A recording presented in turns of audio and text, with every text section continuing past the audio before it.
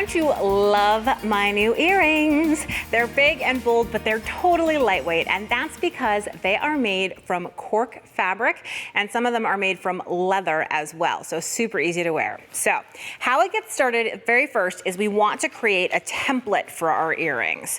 So just from the built-in patterns in my electronic cutter, I'm going to scroll through and see if there are any interesting shapes that I think would make good earrings. Once I find a shape that I like, I can size it up or down, whatever I want. Make sure that it is placed exactly where I want it. Say okay and cut and press start, and I am gonna cut out this template now for my earrings. Now you don't have to use a template. So for example, you can see here that I've drawn freehand a bunch of different shapes. They're larger than I want them to actually be because I find it a little bit easier to get the detail. I did add a circle at the top of every single one because I want to be able to hang these. But if you do want to use a template for something that looks a little bit different, you can see how I now have this perfect diamond shape cut out. So the first step that I would do is I would take a piece of paper and my diamond shape and then a marker or something bold, and I just want to trace that shape. Notice that I'm using like the stencil part of it and not the inside shape of it. Once I have traced my template, then I'm ready to turn it into an earring design. And this could involve as much or as little doodling, drawing, coloring, etc. as you want. So I happen to have a couple here that are already done. So you can see I used some slightly differently shaped templates. This is kind of a drop, and then this is like a raindrop almost. But you can see how detailed they are. They are, again, bigger than you'd want an earring to be, and you'll notice that I've put a circle or a hole. You could use a hole punch after it's done cutting. I just find it easier to get everything done all at once. So I'm gonna go ahead now and I'm gonna put my design into a scanning mat. And this is gonna allow me to scan in any or all of these designs for cutting. So I'm gonna load that into my electronic cutter. And then from the home screen, we're gonna go ahead and choose scan, and then I'm going to scan that in.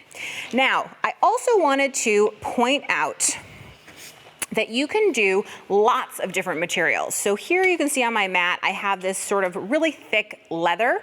You can use faux leather, you can use cork fabric of all kinds. It comes in lots of beautiful colors now so that you have a wide range to choose from. I always like something with a little bit of sparkle, especially for jewelry.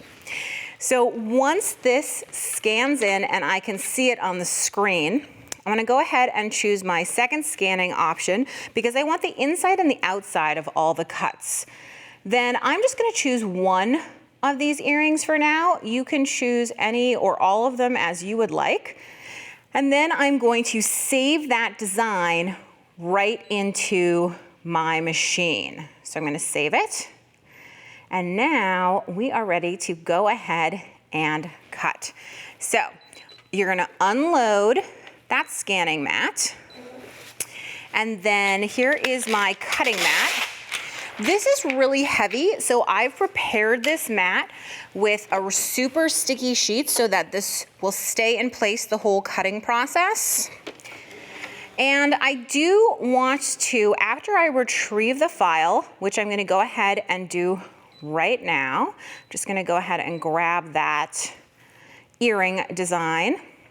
I want to make sure to do a couple things. The first is I want to group this entire design. So I select all the parts and I group them because now this is one big piece that I can move around. It's an earring, so I want to have two of them. But one of the tricks that I'm going to give you is resize it to the actual size you want it to be first. Then go ahead and make a second one. And then if you really want your earrings to be professional, go ahead and flip it So it's the reverse, so you have matching earrings, which I think is really cool. So last but not least, before we go ahead and cut this, I'm gonna go ahead and scan in my material because I am super thrifty when it comes to my material and I don't wanna waste a single bit of any of it. Now this material is so thick that the machine is telling me I need to raise the scanner lever, so I'm just gonna do that. And then we're gonna go ahead and press start. Anyway, like I was saying, I don't wanna waste a single bit of any of my precious material. So I like to scan it in so that I can really place everything exactly where I want and have lots of extras to use later. Because you can see I have lots of scrappy little pieces that I use because I'm thrifty that way. So I can see it here on the screen and I can go ahead and I can place my cuts exactly where I want them. And once I'm satisfied, I will simply say cut and start. And we will go ahead, and this is so hard for me to believe, but it is gonna take just 2 minutes for us to be able to cut out these incredibly intricate designs. Now, while that's cutting, I just wanna point one thing out really quickly about the designs. You'll notice that they're colored all the way in, almost like a stencil. And that's really to get the cleanest possible cut, you wanna make sure that you take the time to really fill in everything that you want cut out. Because anywhere that's white is gonna be a hole, and what's black is gonna be the earring, and you wanna make sure that everything is attached. Because if there are parts that are hanging out, like if you think about it as the inside of an O, it's just gonna fall out. So make sure that you attach every single part of your design. Looks like it's almost done. So I'm just gonna pop this out.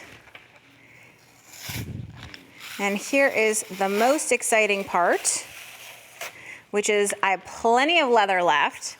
And now I'm gonna take my spatula so that I can really get under there. And again, be a little bit careful here. You don't wanna rip anything, but you wanna make sure that these come off. Although the leather is super duper hardy, but check that out. Let me put this right here. There's our first one. We're gonna go ahead and pull off the second one. And you can see here that these are reversed, and yet they are identical to my drawing, just slightly smaller. So now it is time to turn them into earrings. And this process is unbelievably easy. You do not need a lot of jewelry skill.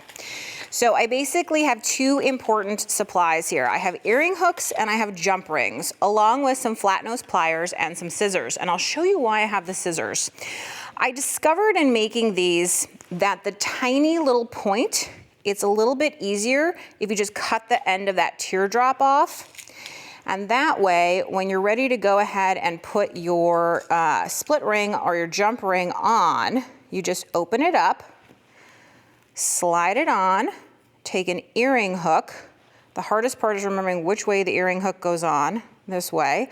And then again, close it, remembering that you're never pulling a jump ring open, you're shutting it this way. And you can see I have my fabulous earring. And if we look at some of these finished ones, you can see how changing the material, mixing up the different shapes together, even layering them lends a really cool effect. Because remember, you can even stitch through the leather or the cork fabric.